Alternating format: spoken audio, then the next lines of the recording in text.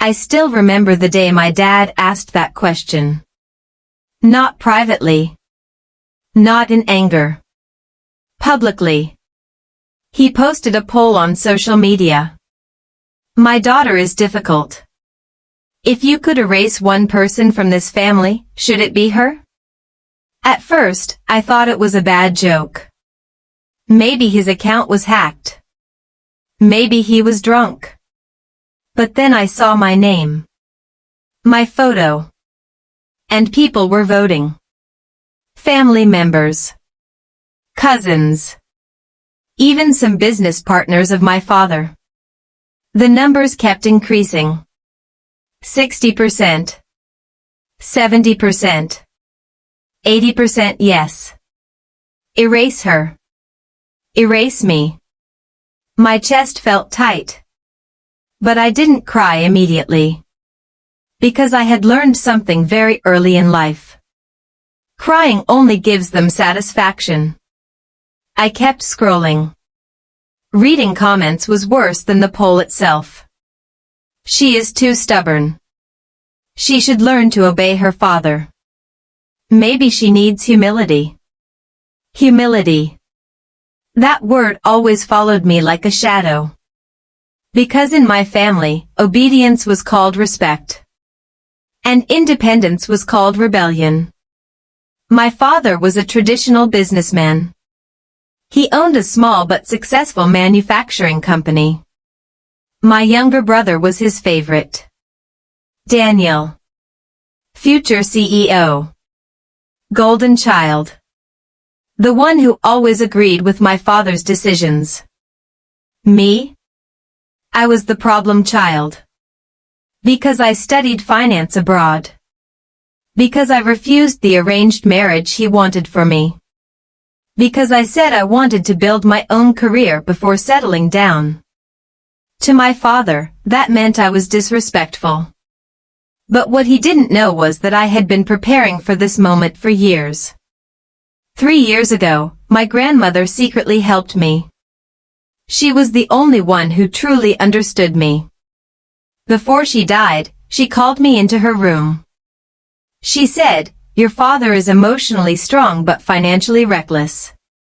Then she handed me documents. Trust fund documents. Millions of dollars worth of family assets.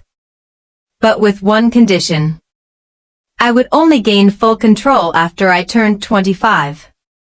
And I had just turned 25 2 months ago. But I never told my family.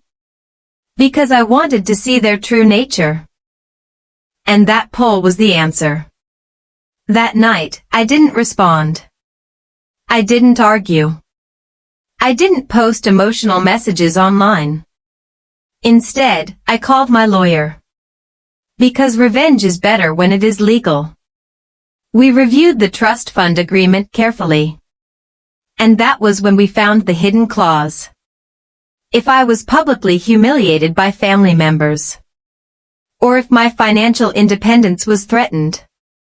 Trust fund control could be temporarily transferred to legal protection authorities.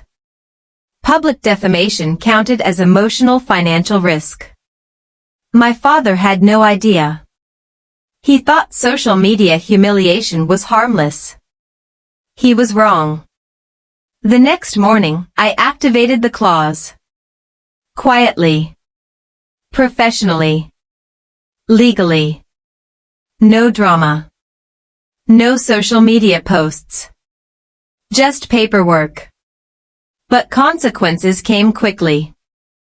That afternoon, my father received legal notices. He didn't understand at first. He tried to withdraw money from the trust accounts. The transactions were blocked. Frozen. He called me immediately. He was angry. Very angry. "Did you do this?" he shouted. "Yes," I said calmly. "Why?" he asked. I answered very slowly. "You asked the world if I should be erased. So I made sure you couldn't control my future." Silence. For the first time in my life, my father didn't argue. But the story wasn't over. Because my brother Daniel was involved too. 2 months earlier, I discovered something disturbing. He had been secretly transferring company funds. Small amounts at first. Then larger amounts. Gambling debts. Luxury trips. Private expenses. And my father knew. But he covered it up. Because Daniel was the golden child. And golden children are allowed mistakes. Daughters are not. That was when I decided to wait. Patience is powerful in revenge. The family was shocked when they heard about the trust fund freeze. My father called an emergency meeting. Everyone gathered in the living room. The same living room where I was told to be more obedient. My father tried to act calm. "This is just a misunderstanding," he said. But investors were already calling him.